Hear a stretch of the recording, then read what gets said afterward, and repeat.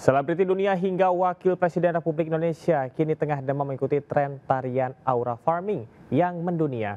Bocah Ryan Arkandika ditunjuk menjadi Duta Pariwisata Riau.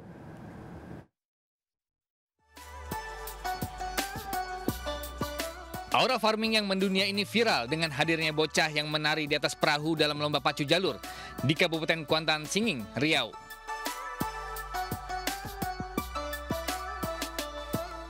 Aura farming mendunia lantaran banyak kalangan selebritis Indonesia termasuk Wakil Presiden RI, Gibran Rakabuming Raka, mengikuti gerakan tersebut.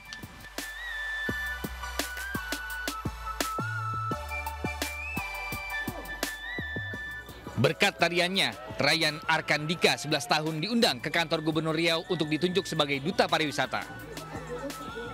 Apa sih sisi tersulit atau yang membuat pacu jalur ini menarik buat adik sendiri? Asik nggak kira-kira? Asik. Apa yang susah kira-kira? Menyeimbangkan badan atau gimana? Menyeimbangkan badan susah. Tak hanya menjadi Duta Pariwisata, Dika juga mendapatkan bantuan pendidikan senilai 20 juta rupiah dari Pemprov Riau.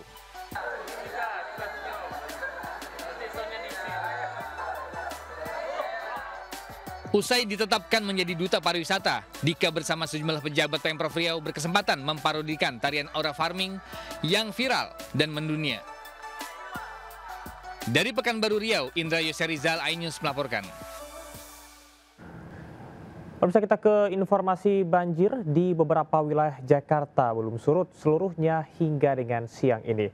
Di wilayah Rawajati, Cengkareng, Jakarta Barat, puluhan rumah masih tergenang sekitar 20 cm. Gubernur Pramono Anung meminta maaf kepada warga Jakarta.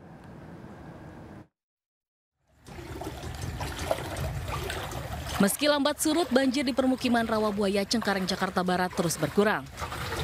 Hingga dini hari tadi, ketinggian air tersisa 20 cm, jauh berkurang dibandingkan 2 hari terakhir yang mencapai 1 hingga 2 meter. Sebagian warga mulai membersihkan lumpur di dalam rumah dengan alat seadanya. Namun bagi warga yang rumahnya di dataran rendah harus pasrah menunggu air benar-benar kering. Selain menggenangi rumah warga, banjir sempat merendam SPBU di Duri Kosambi, Cengkareng, Jakarta Barat Selasa sore. Ketinggian banjir mencapai 40 cm membuat pengelola menutup SPBU. Banjir SPBU ini akibat luapan Kali Angke. Banjir di sejumlah wilayah di Jakarta Barat juga memicu macet parah tadi malam. Salah satunya di perempatan Outer Ring Road, Puri Kembangan, Jakarta Barat. Akibat ruas jalan terendam 60 cm, lalu lintas menuju Karangtengah dan Meruya tidak bisa dilintasi sepeda motor. Beberapa pengendara memilih menyewa gerobak untuk mengangkut motornya melintasi banjir. Meski ada 3 pompa penyedot, namun kurang efektif mengurangi debit banjir. Gubernur Jakarta Pramono Anung meminta maaf kepada warga dan berjanji akan bekerja keras mengatasi banjir meski harus berhari-hari tidak tidur. Kita nggak usah malu untuk meminta maaf kepada warga. Karena itu adalah apa? Ini bukan sesuatu yang kita rencanakan. Kita akan bekerja keras dan saya akan bekerja keras untuk itu, berpikir bagaimana menangani ke depannya. Tim Liputan iNews melaporkan. Banjir Jakarta mulai surut, namun tidak demikian dengan Karawang, Jawa Barat.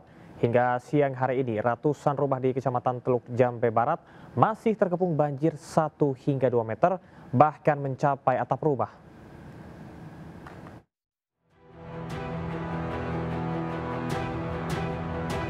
Ratusan rumah di Kecamatan Teluk Jambe Barat, Karawang Barat masih terkepung banjir hingga 1 meter lebih siang ini. Dari 6 desa yang terendam, ketinggian banjir mulai berkurang, tapi belum surut seluruhnya. Beberapa rumah bahkan masih terendam banjir hingga seatap. Sebagian besar warga korban banjir juga masih mengungsi. Tim SAR menyiagakan perahu karet untuk mengevakuasi warga dan menyalurkan bantuan. Sebelumnya banjir di 6 desa Kecamatan Teluk Jambe Barat terjadi usai hujan deras dan mengakibatkan luapan Sungai Citarum. Dari Karawang, Jawa Barat, Rudi Setiawan, iNews melaporkan. Menganggap wasit berat sebelah usai tim kesayangannya kalah, kerusuhan antar supporter pecah di Banjarnegara, Jawa Tengah. Akibatnya 3 anggota polisi dan 1 supporter terluka terkena lemparan batu.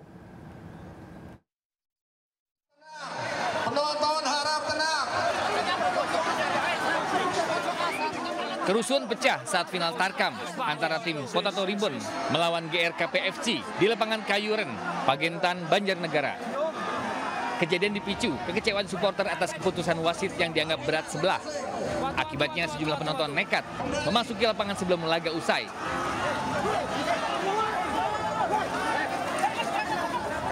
Akibat kejadian ini, 3 anggota polisi terluka dan 1 orang supporter terluka di kepala, pipi, kening hingga dagu akibat lemparan batu dan potongan bambu.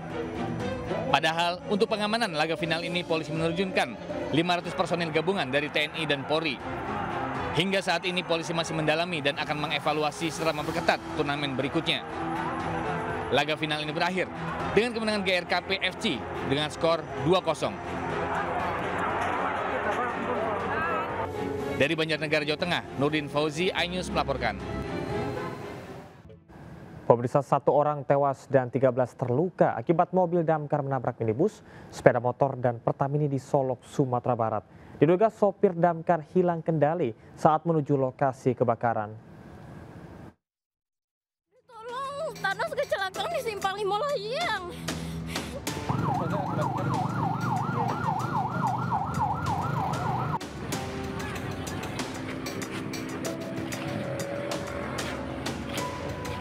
Sejumlah petugas pemadam kebakaran Kabupaten Solok tergeletak di pinggir jalan usai mobil damkar yang dikendarainya terlibat kecelakaan di kawasan Simpang 5, Kelurahan Layang, Kota Solok. Akibat kecelakaan, petugas Pertamini meninggal dunia, sementara 4 pemotor dan pengemudi minibus mengalami luka berat. Kecelakaan berawal saat mobil damkar menuju lokasi kebakaran hilang kendali menabrak Pertamini dan minibus serta 2 motor yang sedang mengisi BBM. Kerasnya hantaman juga membuat minibus dan mobil damkar ringsek serta 8 orang personel damkar luka ringan. Saat ini seluruh kendaraan yang terlibat kecelakaan sudah dievakuasi oleh petugas laka lantas Polres Solok Kota. Dan seluruh korban luka menjalani perawatan di rumah sakit serta 1 orang korban tewas sudah dibawa pihak keluarga untuk dimakamkan. Dari Kota Solok, Sumatera Barat, Budi Sunandar, iNews melaporkan. Kesal karena jalanan rusak dan tidak kunjung diperbaiki selama 20 tahun lebih, warga memblokir jalan penghubung 2 kecamatan di Cirebon, Jawa Barat. Warga menuding jalan tersebut sengaja dibiarkan rusak oleh Pemda. Pak Dede, tolong lihat Pak Dede. Pecatin aja kepala desa Japura Lor, Japura Kidul, Pak Dede. Pemotor ini terjatuh saat melalui jalan rusak dan berlumpur penghubung 2 kecamatan di Kabupaten Cirebon.